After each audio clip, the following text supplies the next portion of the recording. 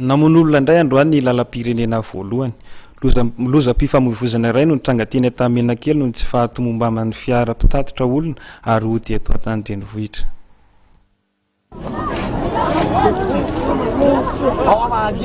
Olona iray ny maty tsy radrano ary ny iray kosa namoy ainy teny amin'ny trano fitsaboana. Izay nivoakan'ny loza-pifamoivoizana nitrangateny Antanmenakely androany atoandro tokony tamin'iray ora sasany.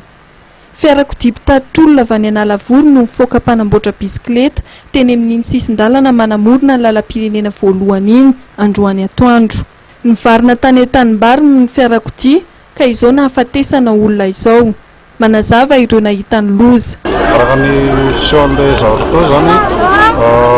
ty fiara ty nandeha somary mafimafy ihany ny fandehanany avy any dia nisy an'ilay obstacle teo alohany teo no nahatonga anazy niala namonjy sisiny raha ty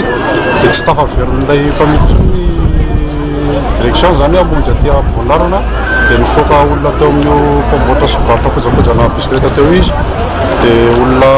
efatra no tazako teo amin'io mpamboatra bisikileta io zany dia ny ray tsy voakasy ilay tomobila mihitsy fa ny anankiray no voahitsaka dia somary mbola malemy eo fa ny anankiroa zany no nifohanina raha ty dia vao avy hatrany vao nahita liza dia namohan'reto fitaratra teo ambony zany sitina ny olona tao dia efa misy ihany koa nanampy teo fa nandritra amin'izay fotoana izay tsisy nanina tao anaty aloha zany fa anankiray ihany tena naratra dia avy hatrany dia naka ny boîte de pharmacie tao anatin'ilay fiara dia nitsabo an'ilay olona teto dia justa amin'ny sandriny iny ihany zany no misy naratra kely. Ny chauffeur moa tsy hita izay n'ilay chauffeur fa ny papier-ny tomobila no teny an-tanako dia nisy olona nandray ilay papier-le fiara zany milaza hoe chauffeur mpanampy izy nefa fijeriko anazy aloha somary hoe endriko lavina nandray zava-mahadomelina dia izay mampieritreritra anao hoe nandray an'izay koa ve ilay chauffeur sa tsy fa tsy hitako masy manko no nivoahany avy ao anatiny fa avy hatrany dia namonjy ilay olona naratra fotsiny azy ilay foto anany zany efa mipoka vao eo dia mipoka vao eo dia automobile efa manidina ny tavakely mandeha mazany fa tsy nahitany asy mahakantsika fa ilay tomobila zany avesany fahitana Benedetto zany hoe Antananarivo dia nanahoana ny voan'ilay olona